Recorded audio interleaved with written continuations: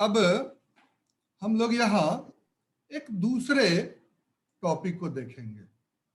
तो ये मैं थोड़ा सा चर्चा आपसे कर रहा था कि इसको दोबारा जब हम मल्टीप्लाई करके एक बार देख सकते हैं चीजों को। अब थोड़ा अब आगे बढ़ते हैं इसमें। सर जो अब हमने मल्टीप्लाई किया ये 999999 से, तो this is also this decimal expansion of 1/7 only ना सर? हाँ हाँ बिल्कुल बिल्कुल बिल्कुल बिल्कुल। Okay sir, thank you. हाँ, तो ये मैंने आपको आगे के लिए छोड़ दिया है, बाकी ये आप देख सकते हैं इसमें। पहला शब्द, अब दूसरे सूत्र पर आते हैं। दूसरे सूत्र की जब हम चर्चा करेंगे तो थोड़ा सा हम ऐसा कहा गया है कि हमारे जो वैदिक गणित में स्वामी जी ने जो सूत्र दिया है वो सूत्र एकमात्र दिव्य दृष्टि है। उसके सहारे हम और कई विषयों तक जा सकते हैं। उसके आगे और कई, जैसे कि यहां पर एक 1/7 की चर्चा कर दी स्वामी जी ने, तो 1/7 की चर्चा कर दी तो क्या उसको वहीं पर छोड़ दिया जाए या आगे बढ़ा जाए, ये समस्या सबके सामने है। तो हमारे गणितज्ञों ने इस पर काफी सारे आगे काम किए हैं। अब यहां समझें कि यहां अब एक सूत्र दिया कलौ क्षुद्र शशय, यानी कलौ क्षुद्र शशय, ये जो है चर्चा हुई। अब इसको थोड़ा सा हम लोग आगे लेकर के चलते हैं। तो यहां पर अब देखें, पहला शब्द है कलौ। तो इस कलौ शब्द को हम आगे बढ़ाते हैं। तो यहां दो शब्द है हमारे पास। पहला है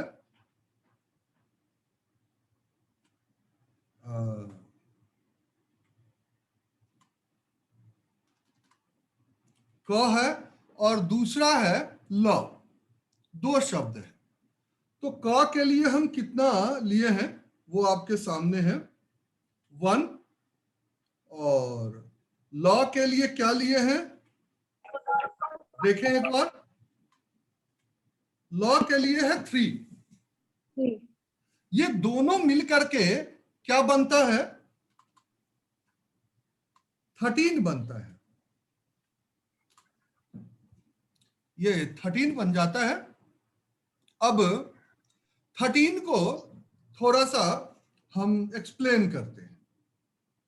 तो 13 को एक्सप्लेन ऐसे नहीं करेंगे, 13 को एक्सप्लेन करेंगे हम इस रूप में। देखिए,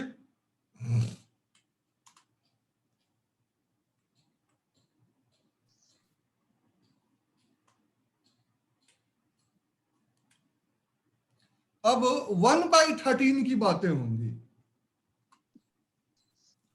लेकिन ये 1/13 की बातें होंगी कैसे, इस विषय पर थोड़ा सा हम लोगों को विचार करना है। तो कलौ के आगे शब्द क्या है, इस चीज को जरा देखिए। तो एक शब्द है शूद्र शशय। शूद्र शशय हमारे पास शब्द है। तो यहां दो शब्द है, एक है शूद्र, उसके बाद है श, और उसके बाद है फिर श। ऐसे हम शब्दों को लेंगे, ठीक है। अब जैसा कि आपको पता है कि शूद्र, शूद्र के लिए शून्य को लिया गया, और स के लिए 7 को, और फिर 100 के लिए 7, ऐसे लेते हैं। तो हमारे पास जो नंबर आ जाता है वो 0, 7 और 7 आ जाता है। ये हमारे पास नंबर आ जाते हैं। अब इसको थोड़ा सा हम लोग ध्यान से देखें तो करना क्या है।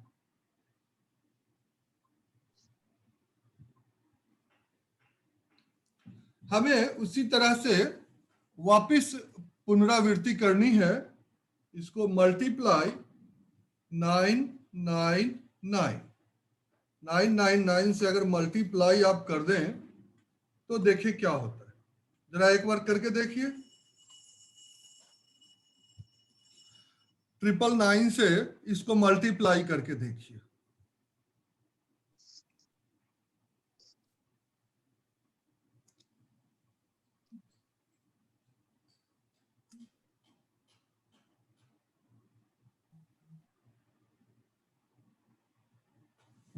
प्रयास कर सकते हैं। तो मल्टीप्लाई करना काफी इजी है। 0 7 6 9 2 2 3 और 3 रनिंग में ही आप मल्टीप्लाई कर सकते हैं, कोई परेशानी नहीं। अब ये जो आपके पास नंबर आया, इस नंबर को आप लिख दीजिए।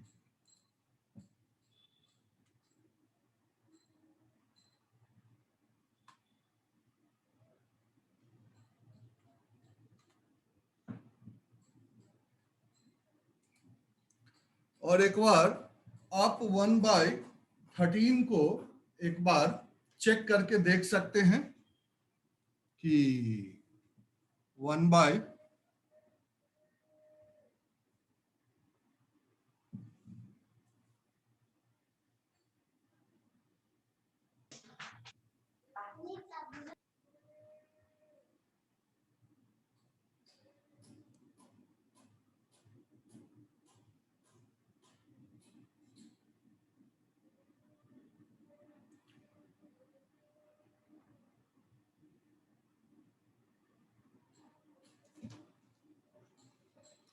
एक बार आप लोग इसको चेक करें। हाँ कर लिया सर, यही आ रहा है। बिल्कुल बिल्कुल।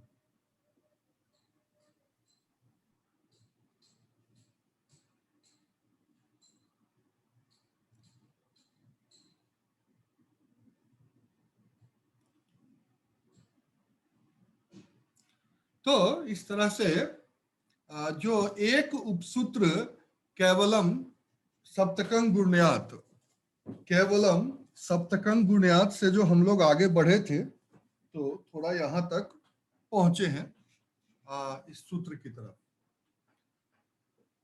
थोड़ा सा अब हम लोग आगे की तरफ देख सकते हैं क्या। तो इस विषय में देखते हैं, कुछ काम की चीज अगर निकल जाती है तो देखते हैं।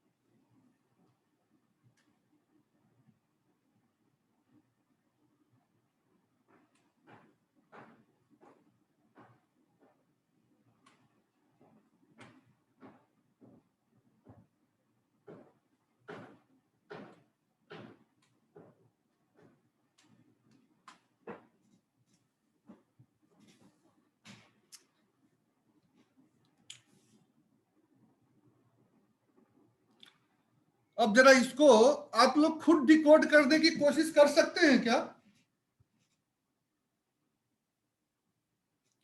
कि ये क्या है। मैंने एक सूत्र और लिखा है, कंस्य शाम दाह खलैर मलय। कंस्य शाम दाह खलैर मलय, ये एक सूत्र है। आप एक बार पहले प्रयास करें, 2-4-5 मिनट की चर्चा दे रहा हूं, और फिर एक बार आप लोग प्रयास करके देखें कि इसको क्या हम आगे कुछ सोच सकते हैं।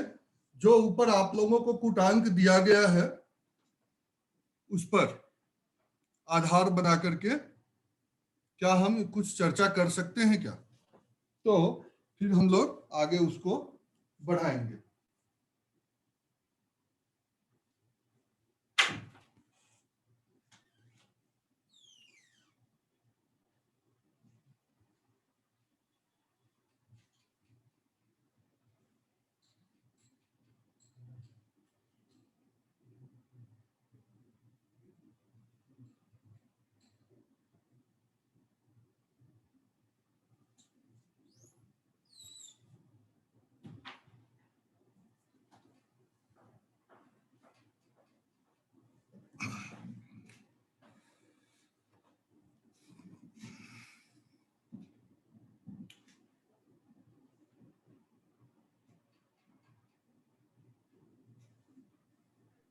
सर 17 तो बनेगा ये कंसे से। कंसे से 17 बनेगा। शाम से 0 आएगी स्टार्टिंग में। बिल्कुल। अब उसके आगे वो मेरे सामने टेबल नहीं है सर, नहीं तो मैं कोशिश कर सकता था। ये तो मैंने पिछले वाले से ही आइडिया लिया। दाह से बनेगा 87। आप बनाइए, कोशिश करिए। दाह से सर बनेगा 87। टेबल को मैंने बोला था ना कि टेबल का आप लोग एक स्क्रीनशॉट ले लें। टेबल दूं क्या? वो सर गैलरी नहीं, वो सर देखना पड़ेगा, स्क्रीनशॉट जो खींचा है उसमें देख। अच्छा अच्छा अच्छा अच्छा, कोई नहीं, अभी देखते हैं। देखिए यहां पर जो हमारे पास शब्द आया है वो है, सबसे पहले है कंशे। तो कंशे जो शब्द है, इसको हम सबसे पहले क्या करें कि इसमें से मात्रा को हटा दें। मात्रा हटा देते हैं। देखिए मात्रा हटा करके लिख देते हैं क और श, ये दो शब्द हैं। क के लिए हम लेते हैं 1 और 100 के लिए लेते हैं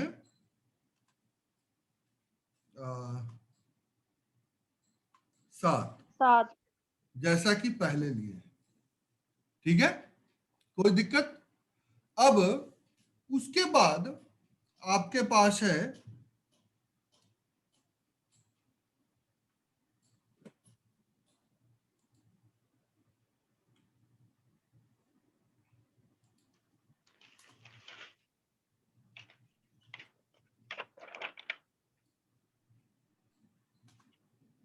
तो इसका मतलब है कि ये जो कंश, सर आपने टेबल, कंश शब्द जो है, एक्सक्यूज मी सर, हाँ बताइए, इसका मतलब ये 1 सर आपने जो टेबल लिखवाई 1/17 की चर्चा हो रही है, ऐसा कुछ यहाँ पर हमें देखने को मिल रहा है।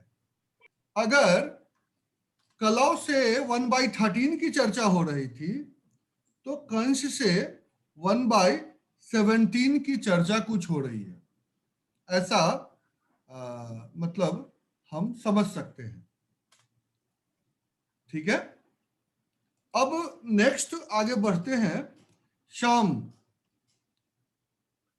तो इसको अगर हम देखें, इसको आप डिकोड करने की कोशिश करें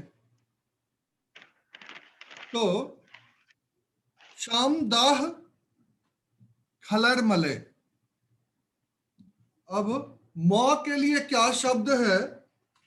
अक्षर के लिए तो 0 है, अक्षर के लिए 0 है। म के लिए क्या शब्द है वो देखें। 5। हाँ बिल्कुल। उसके बाद द के लिए क्या शब्द है तो देखें। 8। और ह के लिए क्या शब्द है? 7। 7 है या 8 है? 7 7 है सर।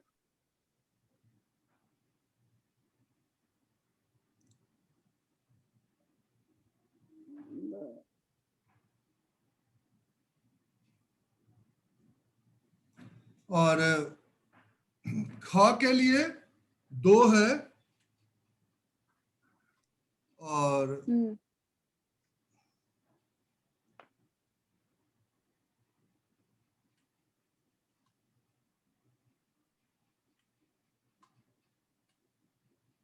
ऐसा कुछ बन जाएगा।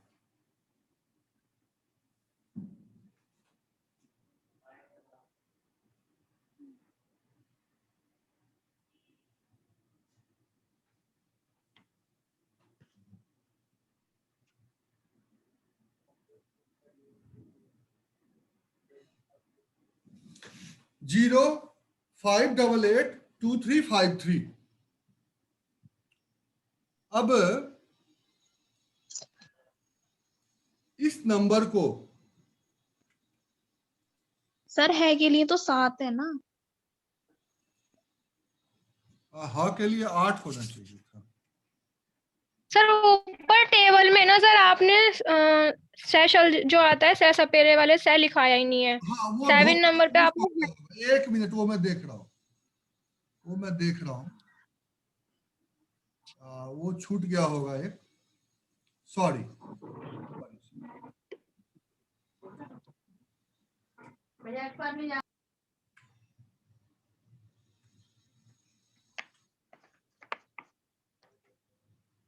हाँ अब ठीक है।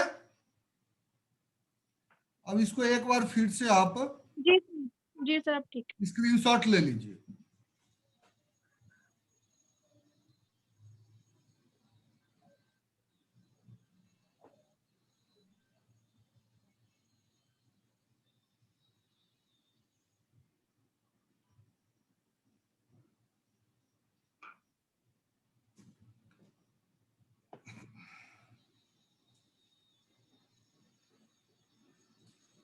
तो आपके पास ऐसा कुछ आ गया। अब हम एक काम करते हैं, ये जो नंबर हमारे पास आया है इसका ऑपरेशन शुरू करते हैं। मल्टीप्लाई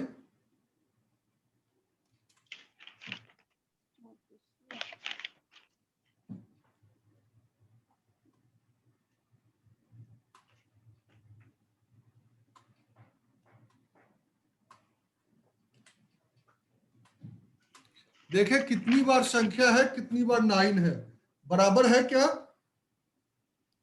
05882353। तो 4 और 4 8 नंबर, तो 1 2 3 4, 1 2 3 4, 8 डिजिट। ठीक है, अब इसको जरा मल्टीप्लाई कर लीजिए।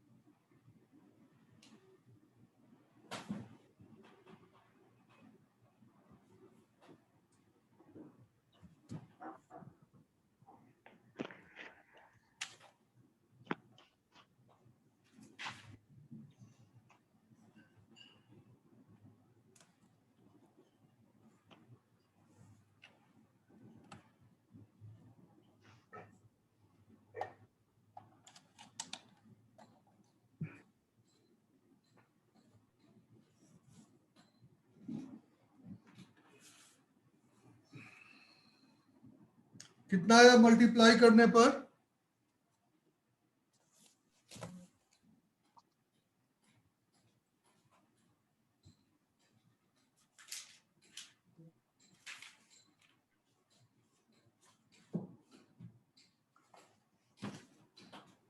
सर ये आया 5882352। जीरो नहीं आया क्या? आ गया सर, आ गया। अब 1/17 को एक बार डिवाइड करके चेक करेंगे क्या? है सर, ये सही आ रहा है सेम कि है, नहीं? यही आ रहा है सर। बिल्कुल सही। इन सूत्रों के माध्यम से, इन सूत्रों के माध्यम से आप ऐसी संख्या की कल्पना कर सकते हैं जिसे आप कैलकुलेटर से फाइंड आउट नहीं कर सकते। तो इस तरह की चीजों को जो है हम सोच सकते हैं।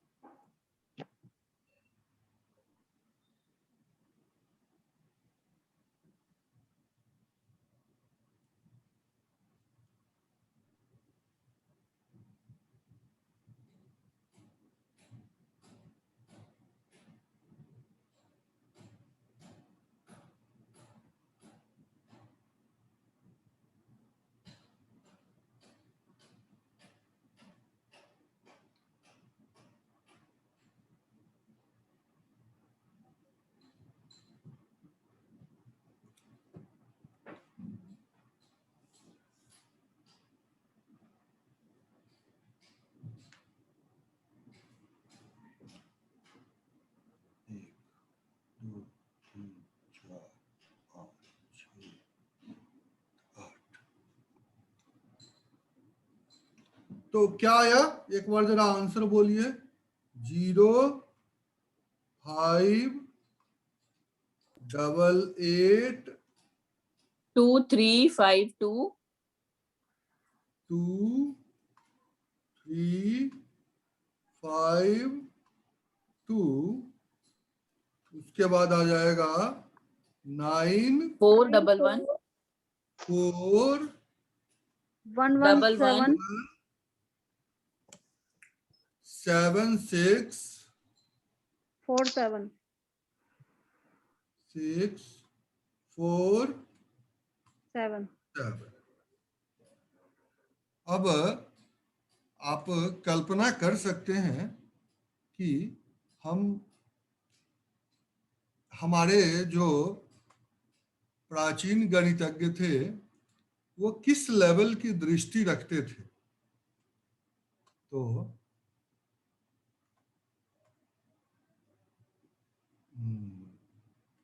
आपको अंदाजा हो जाएगा। तो ऐसी कुछ दृष्टि के विषय में कल्पना की जा सकती है। वास्तविक बात क्या था कि भारती कृष्ण तीर्थ जी ने कोई ऐसा नहीं कहा कि ये पूरा का पूरा हम वैदिक गणित लिखने जा रहे हैं। ऐसी कोई चर्चा हुई नहीं थी। वैदिक गणित तो उन्होंने चर्चा ही नहीं की थी। चर्चा इस बात की थी कि आपके वेद पुराण जो हैं वो पाखंड से भरे हुए हैं। किसी ने कहा था आपके वेद पुराण उपनिषद में विज्ञान नहीं है। तो अब इतने ज्ञानी आदमी के सामने कोई अगर उसके वेद पुराण को गलत साबित कर दे तो थोड़ा सा प्रॉब्लम वाली बात है। तो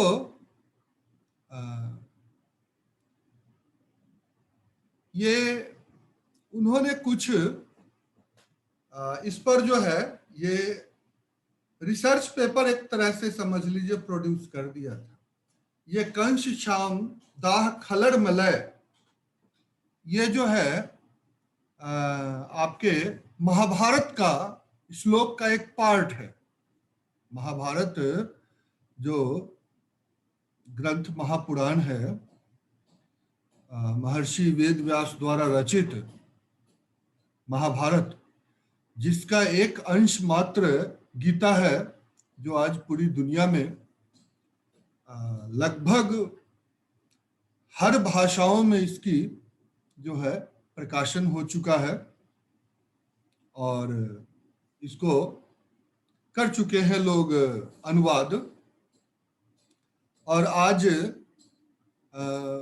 जब से 2014 के बाद से भारत सरकार जब कोई विदेशी मेहमान हमारे यहाँ आते हैं तो उसे उपहार स्वरूप पहले ताजमहल दिया जाता था, अब ये गीता भेंट की जाती है। और इस गीता के भेंट करने का परिणाम आपके सामने है। फ्रांस को भेंट किया तो आज फ्रांस की क्या हालत है वो आप देख रहे हैं, वहां माहौल कैसा बदला बदला सा है। और रशिया को भेंट किया तो वहां क्या हालात हैं। यानी जिस जिस को गीता दिया गया सबने कर्म प्रधान जो है सो बन गया और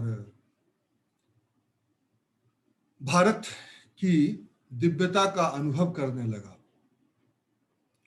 तो उसी पर स्वामी जी ने अपने सिर्फ वेद नहीं वैदिक साहित्यों से, जिसमें शामिल है वैदिक साहित्य में वो सब चीजें शामिल है, वेद, पुराण, वेदांग ज्योतिष और कुछ गणितीय ग्रंथ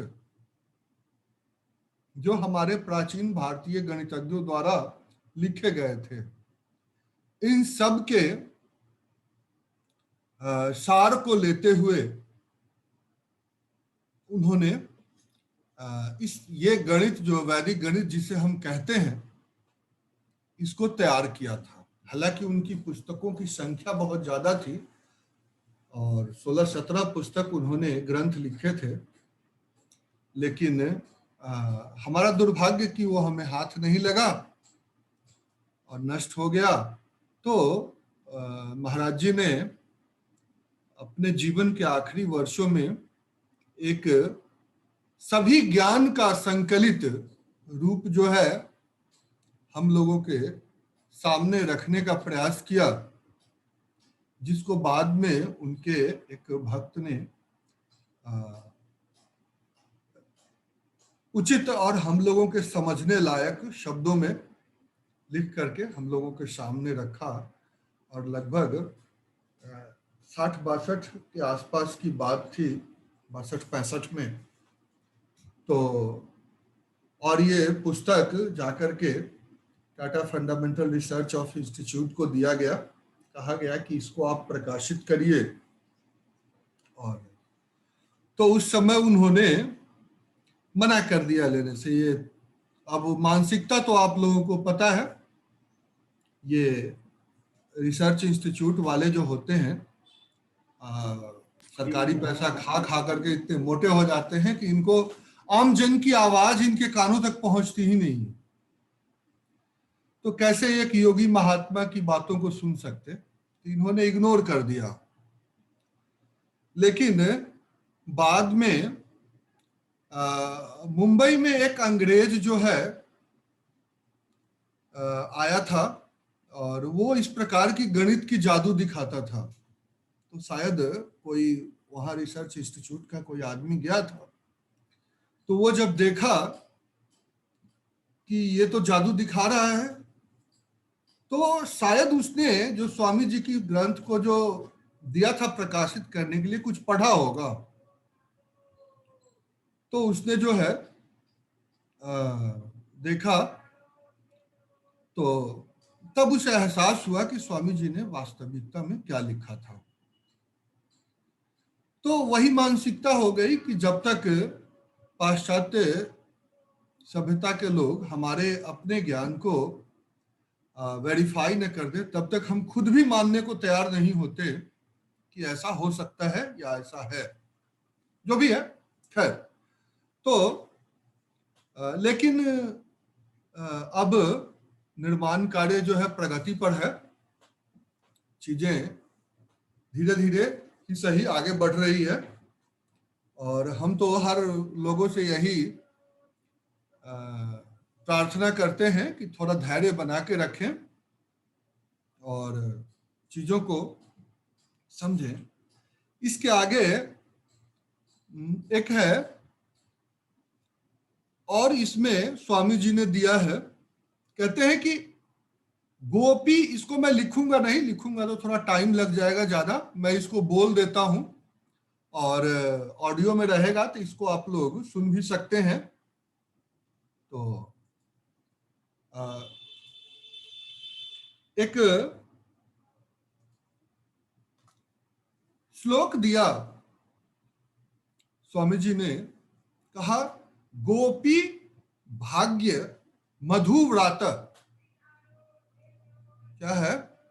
गोपी भाग्य मधुव्रात। ऐसे मेरे वेबसाइट पर इसकी जो है पूरी डिटेल मिल जाएगी, मैं लिंक शेयर कर दूंगा इसकी। तो गोपी भाग्य मधुव्रात श्रृंगीशो दधि संदिग। एक बार फिर सुनिए, गोपी भाग्य मधुव्रात श्रृंगीशो दधि संदिग, खल जीविता खातवा गल हालाहल संधर। पहला जो इसका लाइन है, गोपी भाग्य मधुव्रात श्रृंगी सो दधि संदिग, इसमें भगवान कृष्ण की स्तुति है। ठीक है। और दूसरा जो इसका लाइन है, खल जीवित खाताओ गल हालाहल संधरा। हलाहल यानी ये भगवान शिव की स्तुति है। यानी इन दो लाइनों में एक में भगवान कृष्ण और दूसरे में महादेव की स्तुति है। और इसको, इन शब्दों को अगर हम स्वर रहित कर दें और जो पूरे पूरे शब्द हैं इसमें उनको अलग अलग करें, जैसा कि आपके सामने कंस को क और छ को अलग किया है, श को, उसी प्रकार जैसे शाम दाह, इसको भी अलग करने की बात अगर हम करें तो कैसे हम अलग करते हैं वो देख लीजिए। ये देखिए, अह को हटाइए और लय को हटाइए, ल बच गया, इसको अलग कर दीजिए। फिर अच्छा एक मिनट, र को अलग करना है इसमें से, म को रहने देना है। तो ऐसे, तो ल को भी अलग करिए, ख को भी अलग करिए और ये अलग करिए। फिर उसके बाद दा है तो द को अलग करिए और इसको अलग करिए और श को रखिए। तो इस तरह से ये सारे शब्द जो हैं आपके अलग अलग हो जाते हैं। और उसके बाद इसके नंबर रख दीजिए, जो जो आपके नंबर टेबल में दिए हुए हैं, कटअप आदि इसको कहते हैं। इस कूटांक का जो है व्यंजन कूटांक इसको कहा जाता है।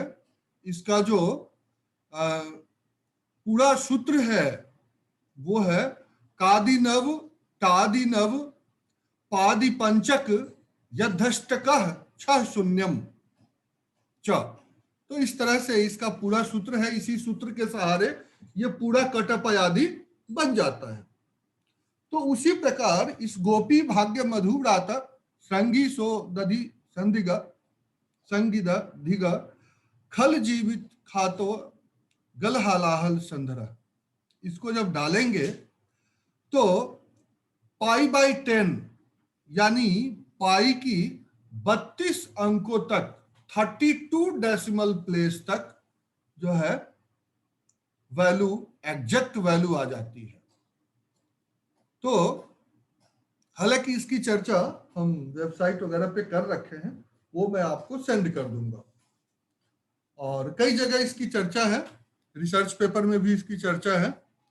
तो इसको जो है हम आगे देख सकते हैं। तो ये आपका जो है व्यंजन कूटांक की बातें थी, है? और तो पाई की जो वैल्यू है उस पर हम लोगों ने थोड़ा सा इस पर काम किया है। उसके बाद एक और भी कई चीजें हैं, और भी कई चीजें हैं, कई गणितज्ञों ने काफी सारे इस पर काम किए हैं और चीजों को हमारे सामने रखा है। एक है जैसे पाई के मान को ही बताने वाला है, एक है चंद्रासु चंद्रा धम कुंभिपाला। इसको एक और जगह है देखने का, आप सब लोगों को एक पुस्तक मिली होगी, डॉक्टर कैलाश विश्वकर्मा की एक पुस्तक है,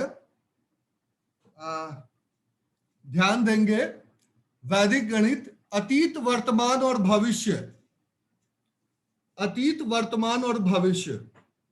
इस पुस्तक में जो है सो काफी चीजों को समाहित किया गया हुआ है। तो इस प्रकार से हम चीजों को आगे बढ़ा सकते हैं और वहां से आपको देखने को मिल जाएगा और हम सब चीजों को देख सकते हैं, और नेट पर भी अवेलेबल है और उस बुक में भी अवेलेबल है। अब आता है कि हम क्या इसे व्यवहार में ले सकते हैं। तो देखते हैं, अभी 1 मिनट में ये मीटिंग ओवर हो जाएगा, उसके बाद हम आते हैं तो इसके व्यवहारिक पक्ष की चर्चा करेंगे कि व्यवहार में इसको हम कहां कहां प्रयोग कर सकते हैं और कैसे प्रयोग कर सकते हैं। चलिए, तो थोड़ा सा अब बस 1 मिनट से भी कम समय बचा हुआ है, उसके बाद हम लोग